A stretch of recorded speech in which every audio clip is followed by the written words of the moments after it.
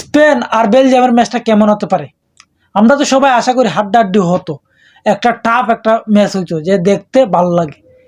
কিন্তু এই স্পেনের সামনে মনে হয় না বেলজিয়াম দাঁড়াইতে পারবে, কারণ স্পেনের যে খেলার ধরন বা স্পেনের যে প্রত্যেকটা প্লেয়ার, তুমি দেখো ডিফেন্স লাইন দেখো বা মিডফিল্ড দেখো, মিডফিল্ডে দেখো রদ্রি, পেদ্রি, হ্যাঁ তারা যেভাবে মিডফিল্ড কন্ট্রোল করে। আবার এটাকে দেখো কে, Lamine Yamal, Mikel, Ferran Torres, Dani Olmo, মানে এদেরকে সামলানিটা তো বহুত কষ্ট করে দিলে।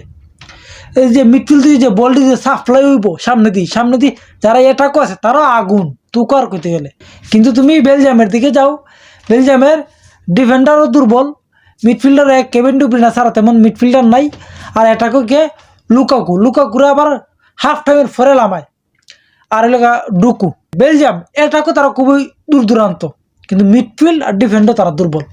এটাকে দেখো তুমি প্রত্যেকটা ম্যাচও তারা অ্যাটাকাররা কীভাবে অ্যাটাক দিয়া যে কটা বল পাইছে, এটাকেও মানে আগুন বেলজিয়াম।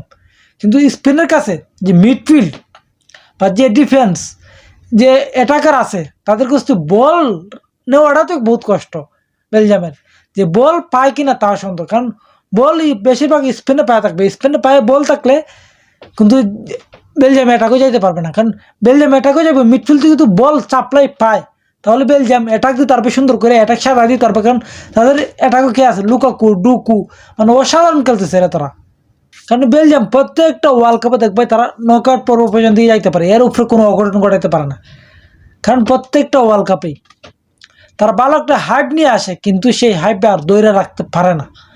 কারণ বেলজিয়ামের তারা যে ম্যানেজার ঠিকঠাক মতো না, এই ম্যানেজার গত ওয়ার্ল্ড কাপে পর্তুগালকে ডুবাইয়া এই জায়গাতে আইছে। তারা দেখো ইউরো কাপ কো, ইউফা কাপ কো, প্রত্যেকটা কাপও তারা ভালো কোনো পারফরমেন্স দিতেই পারতেছে না।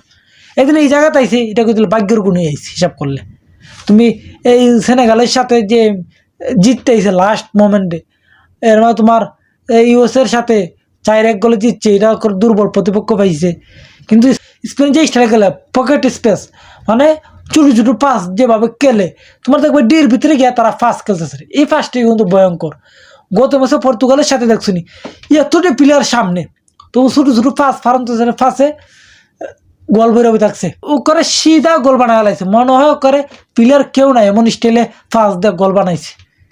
তো এই জিনিসটাই স্পেনে বেলজিয়ামের সাথে করবে। অন দেখার কি বেলজিয়ামে স্পেনের সাথে ভালো একটা টাফ ম্যাচ হয়নি। আমরা তো আশা করি প্রত্যেকটা ম্যাচ টাফ হয়, আমরা আশা করেছিলাম ফ্রান্সের আর মরক্কোর ম্যাচও একটা হাড্ডাহাড্ডি ম্যাচ হবে, কিন্তু কুই বড় দল ফ্রান্স তার গতিতে চলে গেছে সেমিফাইনাল, আর মরক্কোর বাড়িতে গেছে কি।